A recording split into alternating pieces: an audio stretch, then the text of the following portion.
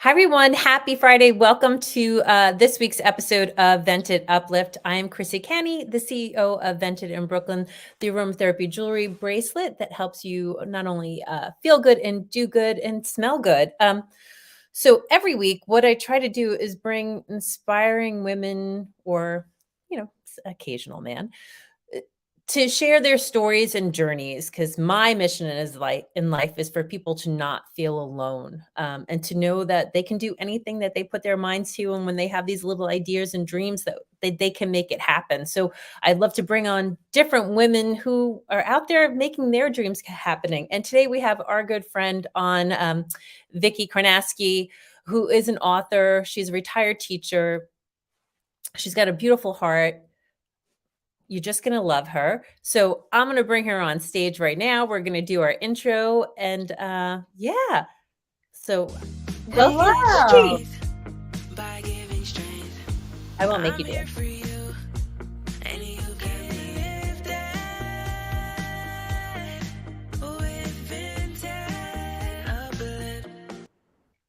All right. I have to have my little song. That's fine. So thank you so much for coming on. So Vicki Karnataski, so let's talk about, you're a retired New York City elementary school teacher of 23 years. Thank you. That's an amazing time to be working with Thank kids. you. No problem. You're a widow, a mom to one son who's 32. You love to read, watch reality TV. Oh, okay. And craft. Lover of animals, living in Staten Island with your elderly mom, which is another thing to be sainted for when we're taking care of our parents. So welcome. I'm so Thank glad that you. you came on and said yes to me. I'm So glad to be here. so what Vicki has is that she has this incredible book series. She's up to 2 that are published so far, and there's a 3rd about to be released, and she's planning for a total of 8 right now to be released, but it's from Right. A to Z, caring kids A to Z. And it's a beautiful mission behind your books and your story. So just tell everybody, a little bit about yourself first, and then we'll dive into this. Right. I became a single mom when I was my son was 1. I got separated from my first husband, and then I moved back. I was in New Hampshire at the time and moved back in with my parents and decided to go to college. My first day of college was at 28 years old. I never went to college before. So walking in there, I took it seriously and really knew I wanted to become an educator and a school teacher. And went 10 years through college, bachelor's, master's, above my master's, and then got a job with the New York City Department of Education and was an elementary school teacher. After 23 years, I knew it was time to leave and retire. Wait a minute. I need to stop you a second, because let's give you a little kudos. So, Thank you. okay, so you wound up being a single mom. You were at how old? I was a single mom at 27 years old. Okay. And then, so you hadn't gone to college yet. So then you decided, you move in with your parents for the support, and you Yes, decided at 28 that you're going to go to college. Like, right. I hear so many women, and I think that's probably when I went back to school just for like a term, and then I got into other business, which I Right. shouldn't have, but that's another whole story. But that's like a huge confidence right there. Well, I Just didn't have a degree. I had nothing to fall back on. I worked in New York City and Manhattan for like 6, 7 years before I moved to New Hampshire, okay. but I didn't wanna go my goal was I didn't wanna go back full-time working and have 2 weeks off a year and my son being raised by other people. So but I always wanted to be a teacher since I was 10 years old. So it was a give and take of get out of high school, go to college to become a teacher, or go get the job and make the money. And I wanted to go get the job and make the money. So later on, it was the opportunity at 28. I stepped foot in the door of the College of Staten Island, and then it took off from there. And I just stayed with it and juggled people watching my son, while I went to classes and came home and was a mom and just did all of that. And then, got my career as a teacher. When did you start your career as a teacher? How old? Uh, I was about 33, 34. That's amazing. Because there's so many people that you run into and they're just like, oh my God, it's going to take forever.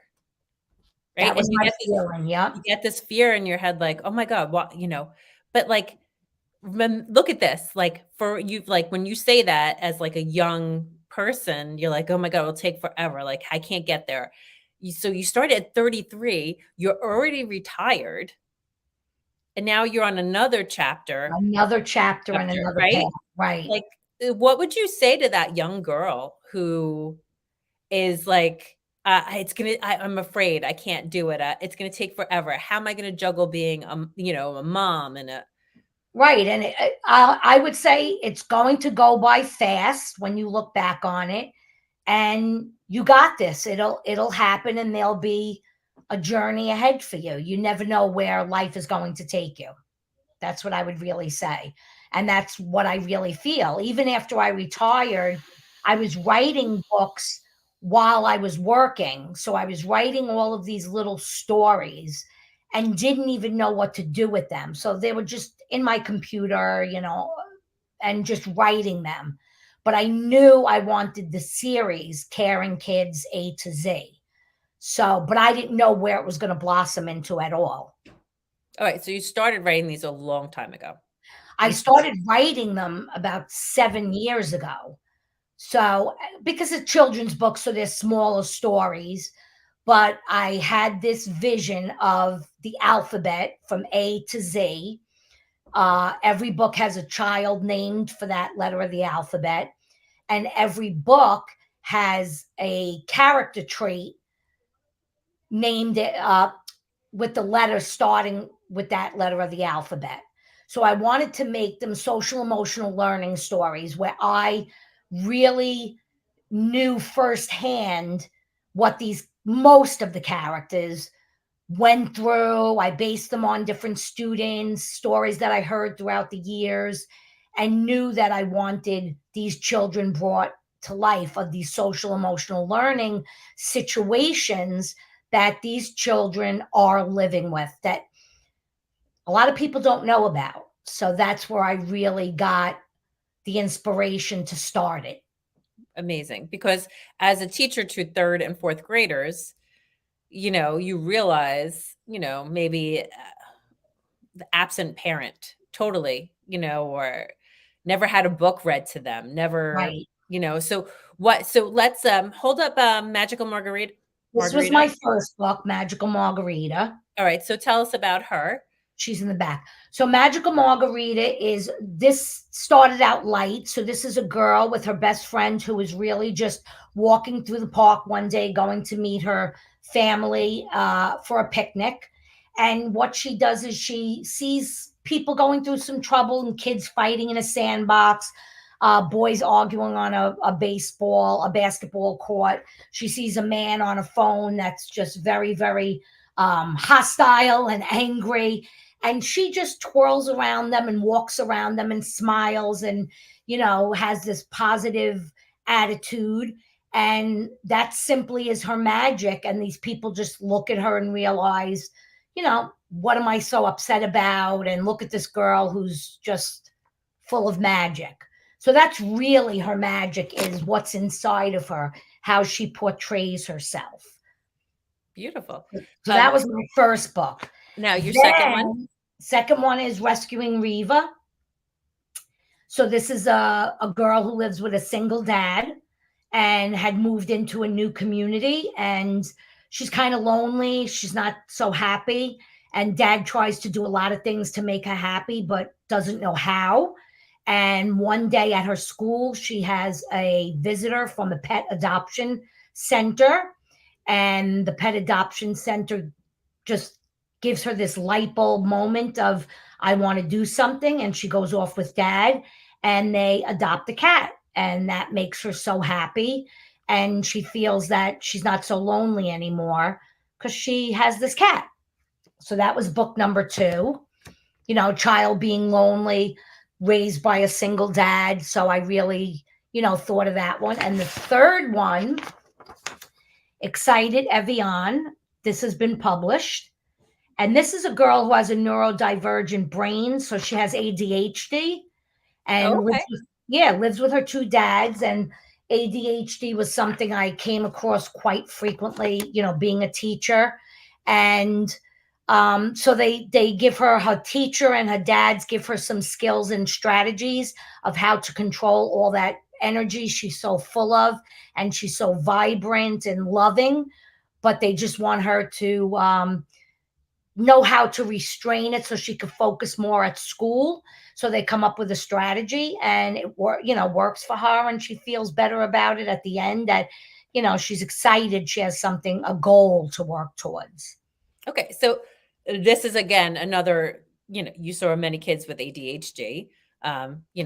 So Yes. many of society suffers from this. So you're actually giving like pointers for parents in the book Yes. itself. It's not only just for the child. So what are a couple of tips you would say for somebody who has a student that's third and fourth grade? I just got off the phone with a friend who was saying, her son is like all over the place. Like Right. what would you recommend? Well, working with the teacher in school is number one. Be present with the teacher, listen to what the teacher has to say. Um, Number two is have a buzzword. That's what this came up with, was the girl loves sunflowers, everything sunflowers. So if she's so excited and she can't focus, if the teacher comes by and says the word sunflower, that might, change her mindset so that now it's on the lesson and not so much on the energy. So have a buzzword that might help for them. She was also able to bring in, they have all those poppers now with those pop set things that kids like, fidget and things like, Mhm. fidget spinners. So work with the teacher to see, is that allowed? My child has struggles. And if that's allowed, that also redirects their brain to something else, and not to the energy that they have of not being able to sit still and focus. I mean, yeah, great tips. Can you speak about the difference in having a child in your classroom that has been read to? I shared your quote yesterday about the importance of reading to your child, even if they're just looking at the pictures. Yes. Can you describe the difference and how important it is as a parent to read to your child as compared to a child who was not read to? Right. I taught third and fourth most of my career, but then at the end of my career, I was with some kindergarten children, pushing in as a cluster teacher, and even pre-K 3 and 4 year olds that I used to have to go into, and you could see the lacking of the vocabulary to even express themselves verbally, that they don't have the verbiage that they need because they were never spoken to. You could tell that conversation wise, they didn't know how to have a conversation. So the vocabulary was lacking, sitting still was lacking. And then once you read to them, they learn, their eyes open, and they learn to focus on the book and just enjoy it. And at different ages, they have different skills to bring to a library and to a book.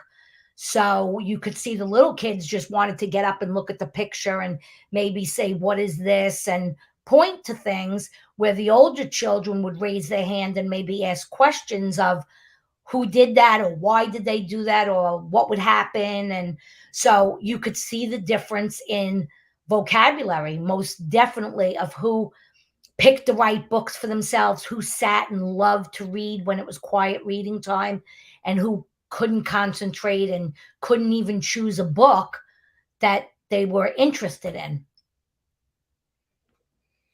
Yeah, when I was in, it's nice when schools do it. I, I hope they still do it when you're like a K through 8 school or have so in 8th grade we all were given little brother or sister. And I remember like uh, well, we go deliver the milk to the class, and then like every now and again I got to be like the storyteller in the class, and I like loved it. Um, you know, I hope they still do that in classrooms where they allow older students because, there's only so many teachers, so many aides, and, Right, right. and I think that was really crucial just to learn empathy and to help at such a young age to like, you gotta, this is part of your job as an eighth grader, and that's what you have to do when you help the young kids. So, In New York City, they go like pre-K to 5. Then 5th grade, after that, they go to a middle school, junior high school. mhm, So if you wanted to, you and a 5th grade teacher could definitely set up, excuse me, set up a class, reading buddies or whatever you wanted to call it. And you could pick one time of a day out of the week and one period out of the day and set that up. But it's not set up regularly yeah, inside a program card or anything like that. mm, But it is a good idea. I used to do it as a older grades. I used to buddy up with the younger, especially for Reading Across America Week, which is the beginning of March, and Dr. Seuss Day. So I would have another class and do 5 days in a row. Like we'll come 7th period at the end of the day, and then the children will read Dr. Seuss books to the little ones and do a little coloring page with them or a little craft with them or ask them questions about the story. So I used to set that up, but it's not set in stone that they have to do that, which is a shame. That sounds like a great idea to have a program like that. yeah. I mean, we all took turns, and then you also got out of class, so Right. which is kind of like what I like to do. Right. And but it's funny, like those things are like were things that like I I grew up always loving to do. Like, I went into window design at a very young age, and it really started with decorating my computer teacher's classroom. Wow. Like I can remember, like, a few of us, she'd be like, all right, help me with the classroom. We'd stay after, in eighth grade, putting up the paper. And, I don't even know if teachers get like, well, I think in junior high, I think my girlfriend gets help from her students in that way. But, so many things like aren't allowed, like you're not allowed alone like, like, I know. Well, I know many teachers give up their own time over the summer. At the last week in August, they'll go in maybe 2 days and they could spend 6, 7, 8 hours for the day designing and decorating their classrooms just to get books in ready, shelving, mhm, supplies, bulletin boards up, and all that, and take pride in it. A lot of teachers take pride in it. That's what they love, to make it a home away from home. But we don't get money to do that, and we don't I was get just about to bring supplies that to up. do Like, that. It's that you just become creative and you go and do it. And that, because it is a home away from home. right. Yeah. Um, so okay, so I want to get back. So all right, let's get back to like your life, because I cut you off. So you said you were married. So then you had a second marriage. Um, Then I had a second marriage in 2014, and sadly, he passed away at the age of 48 in 2020. So I lost my husband in 2020, and I was living in Jersey for a while. And then my dad had passed away 2019, the year before.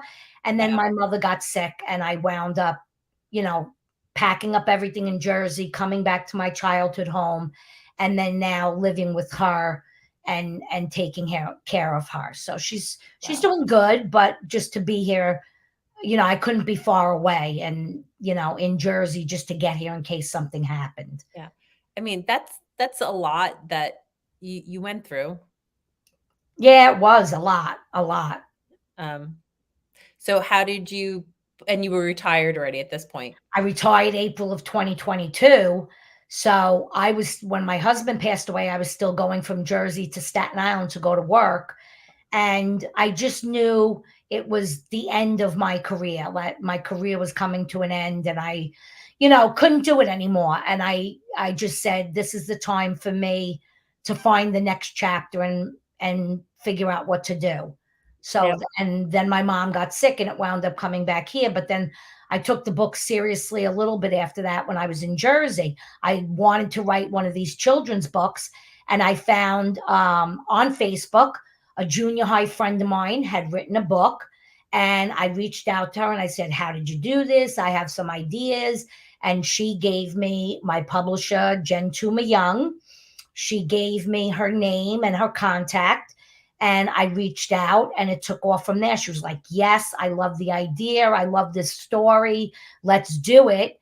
And that's how I got my publisher and then started the book journey. So I just saw somebody I knew who wrote a book and said, "I can do this." And I reached out, and that's how it became. And Magical Margarita, we chose the first one. We didn't choose to do A. A lot of people say, "Why didn't you start with A and just do the books in order?" Uh-huh. And that was a choice.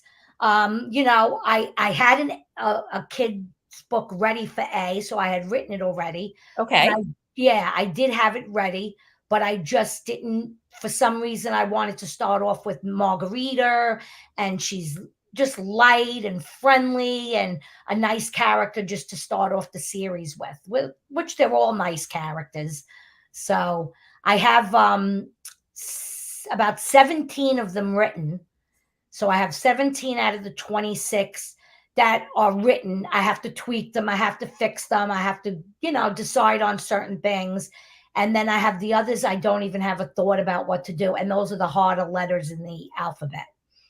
So I have X, I have Q, I have Z, I have Y. So I really have to come up with a combination of a child's name, which isn't hard, and then what kind of character trait or adjective describes that child. So those are the harder letters for me to It'll really focus on. it'll come to you. It You know, will. I think, my best ideas happen when I'm washing my hair.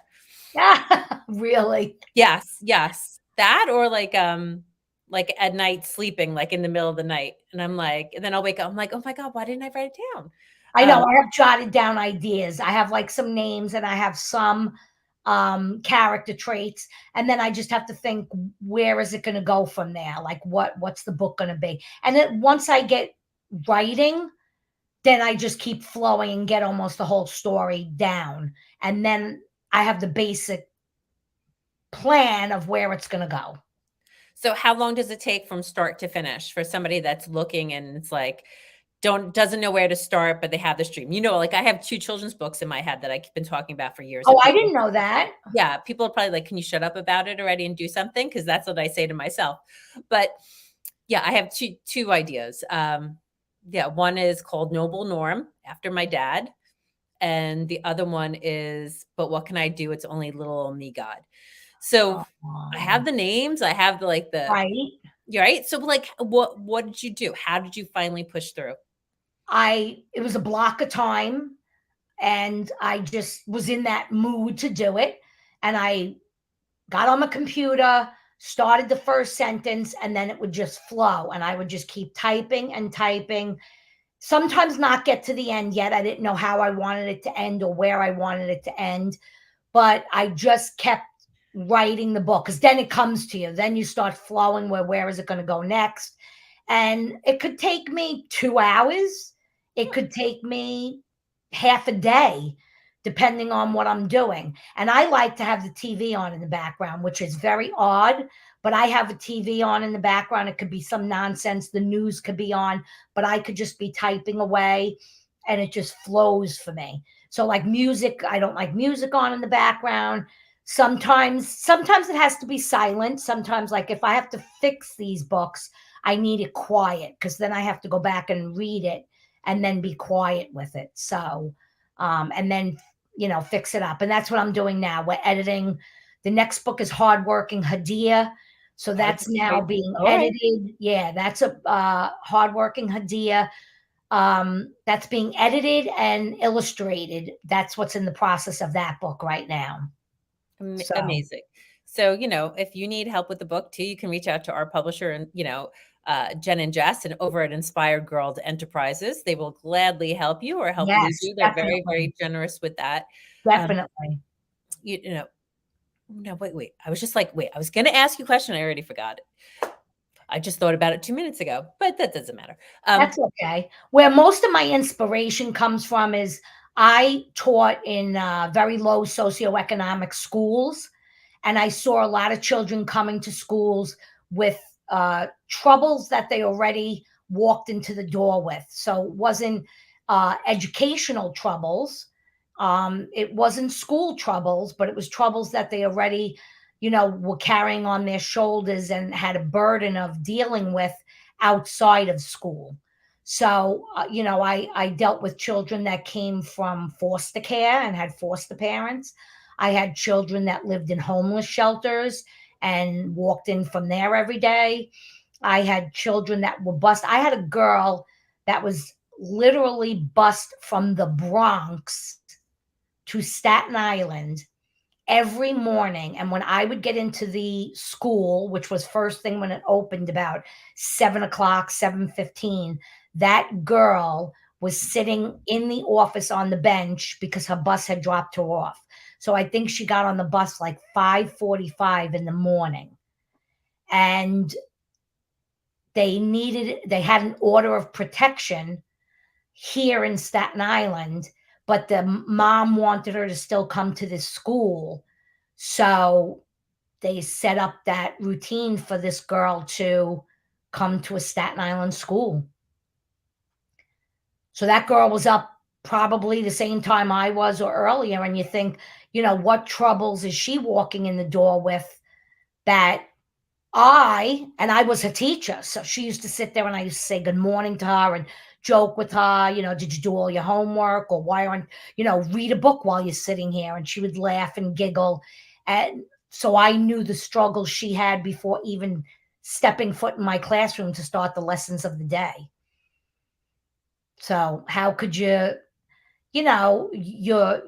struggling when you come to school during the day, and then they have all these lessons to learn and homework to do and tests to take, when they could be coming from a homeless shelter and they don't know if they're going to be thrown out of it the next day, or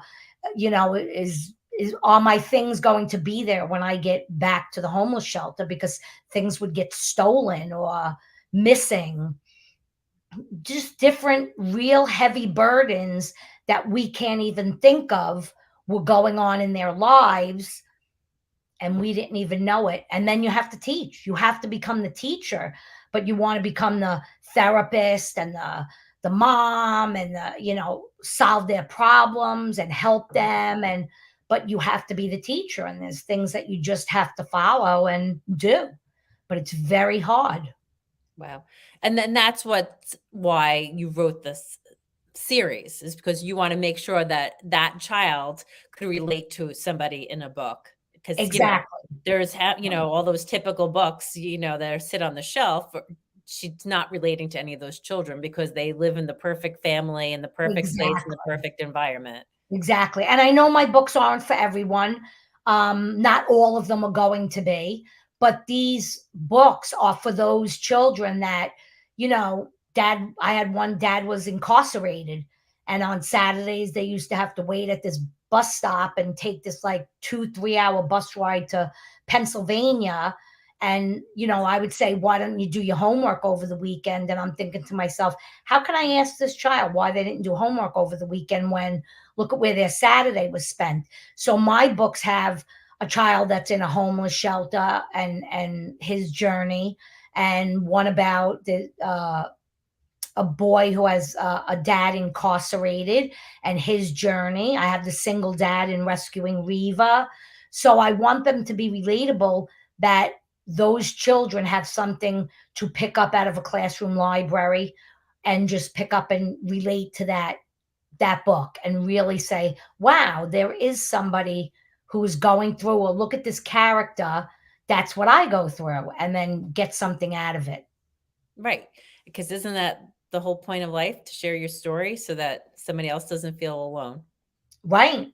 And to Right? That's find, and right. that's why you're putting it down on paper, so that, we all feel better in life when we don't feel alone. Because misery, as they say, misery is company, but, you don't wanna feel isolated, or that you're the only one, the only one with the cancer diagnosis, the only one that, lost a spouse, the only one, like, when you hear of somebody else going through something, it just helps you get through it. Right, right. You Like, don't feel so alone anymore. Right. And that's why these children, I had to learn how to really guide them and help them and teach them with what they were bringing to the classroom. So it's a different, you have to put on a different hat and just teach them in a different way. And that's why the books I wrote really are social emotional learning stories, that they really bring forth empathy, kindness, compassion, getting along, not bullying, immigrants coming to the country, things that really are going on. And there isn't a book, even as a teacher, I could say, oh, today I want to read a book because so and so had a really bad weekend and I have this great book that they can connect with. I would say I don't have that great book they could connect with, because there wasn't anything in my classroom library that was similar to that child's story. So I wanted to write books that child could relate to. And you're doing it and you're making a difference. So Thank that is you. really wonderful. And you said that, those, your books aren't for everyone, because something might be offensive to somebody, but our children need to be aware of what other children go through. That is how they get empathy. Right. My son, growing up was in the Delta program, which was, in the, I'm pretty sure you guys had Delta here in Staten Island. We They have like advanced, scholars or something, like a yeah, scholars but his program. was an inclusion class. And Oh, okay. yeah, Oh, so that's he, okay. so he was in the Delta class and there were 2 students in there, so you got the top, Right, students, which have all had kind of social, they were emotional, right. for sure. But you had 2 kids in a wheelchair with them. Wow. And, and people were like, "Oh," and had that extra teacher. It was wonderful. Like what my son, like the compassion that he learned, might be why he became an EMT and a fireman, you Great. know? Yeah, Right, because they learned to take care of them.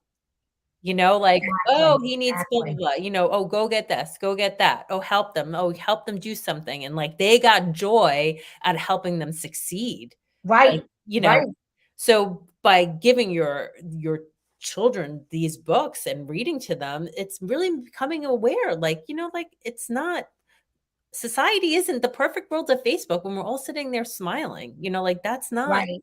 Exactly. I always say it's not all rainbows and unicorns all over. No, like, yeah, and we're not all pooping out glitter Yeah, and, no, no. exactly. It's not. And everybody is struggling with something behind the scenes, no matter what it might be. And like you said, but on Facebook or something like that, it might come off like, oh, they have a great life. Look at where they're traveling. Look at where they're going to. And even with children, they know how to put on that face when they come in. They don't want somebody to know they live in a homeless shelter. They don't want to say they have a foster mom and they don't have a mom and a dad at home. You have to watch what you say, even as a teacher. If it's Father's Day or Mother's Day, you're not doing a Mother's Day craft. It might be, this is a Mother's Day craft, but you can make it for anybody you want to. You can make it for grandma or an aunt or somebody who's like a mother to you. And they have to be exposed to not everybody is like that. And I think it brings out the leaders in the children, the ones that step up and want, because I had kids that would just go over to a child that was struggling and just go over and show them what page they were on in the social studies book because the child couldn't find the page, Mhm. or somebody else would have no pencils and no supplies. And you would see that one girl who would always say, I have a, because I would say, who needs a pencil? And like 2 hands would go up, I have a pencil, I have a pen. And they were so excited to be able to share their things, or maybe excited that they got a brand new box of pencils that weekend. I don't know what the purpose behind it was, but you could see the leaders that stepped up, and you could see the ones that really showed empathy and compassion for those children who were struggling. And these were 8, 9, 10 year olds that maybe nobody taught them how to be that way, but maybe in school, or maybe I actually showed them and taught them that. So you don't know where it came from, but your leaders could really shine in situations like that. Yeah. Yeah. That's why teachers are a blessing, and people should respect your teachers and not badmouth them to your children. Exactly. We got to teach our children that, they can't have everything. They're Right. not perfect. And Right. when your child gets accused of something, instead of going, not my child, why don't you think about it and think about what we did as a kid? So, so Vicky, thank you so much. Thank you so Sharing much. sharing. And, I also wanted to give you a shout out for helping at, Check Your Cans. You were like over there selling the lotto board. And I think you like You're collected over welcome. $500 yourself to raise money for Making Strides. So I hope Thank to you. count you in on October 18th this year again. Oh, well, I'm definitely already like, October 18th. I'll I'm put like it in my getting calendar. my Definitely. volunteers back. Yeah, no, definitely. No, and just check out my books on Caring Kids A to Z, a-z.com. I have a website there, and the books are sold there. They're also sold on Amazon. And it's just a good book to add to your library. I always say donate it to a school library. If you don't have any children or you have grandchildren, say, I'm going to get the book and then donate it to the school library or the classroom library, and just, you know, push it in there, and every school should really have it available. Or if you want to make a bigger donation, I can help connect it.